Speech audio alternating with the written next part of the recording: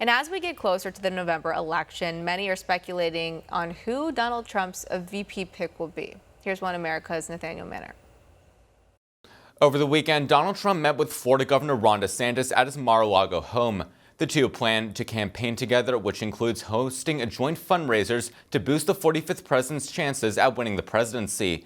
Now, this has led to speculation that Trump may be considering DeSantis as his vice president. Joining me now is the author of the book, The DNA of Democracy, Richard Lyons. Richard, it's great to have you on today. Great to see you, Nathaniel.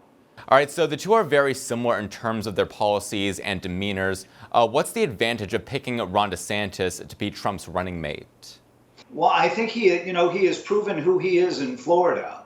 And in just the last couple of days, the Biden administration and Secretary Cardona were pressing him to enact Title IX changes in the school system in Florida.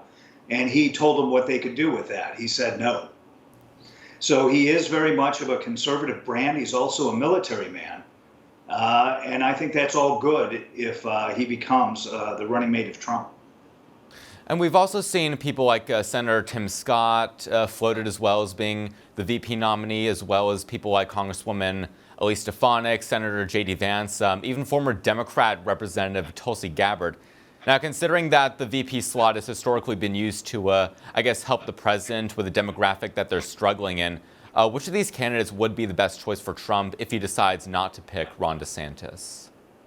I think a female candidate would do well to offset the appeal of Kamala Harris if she has any. But I think there's something more important, Nathaniel, and that is the Republican Party needs to have a direction in this election. It has to have a designing principle based on conservative principles. We are in a quiet war being fought on 100 fronts with the left in this country trying to impose socialism, much as they're trying to do through Title IX, much as they're doing through DEI, much as they're doing through climate change policy. They're trying to take over this nation and make it an unrepresentative country. We need a candidate in the VP slot who will help define the administration and to carry forward beyond a Trump administration, designing principles that are distinctly conservative and constitutional. All right, so I want to pick up on something you said a little while ago about a female candidate possibly being the best choice for Donald Trump. Now, I know that Governor Kristi Noem has been in the headlines recently as, for more than one reason. Do you think she would be the best choice, or would somebody who's perceived as maybe a bit more moderate, such as somebody like Elise Stefanik, do you think that would be the right choice for Donald Trump? I love Kristi Noem in that she also is a conservative, but she really shot herself in the foot when she talked about how she shot her dog and hated the dog.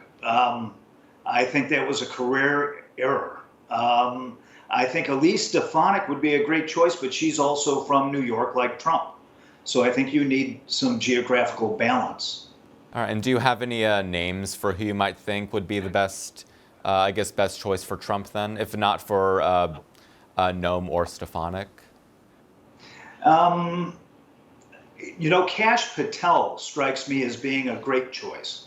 He worked for Trump in his previous administration, and he is just a hard-nosed character who has extreme clarity about his ideas, and they are conservative, they are constitutional. He has great experience. Another great person, I think, would be Vivek Ramaswamy. I think he's the future of the party.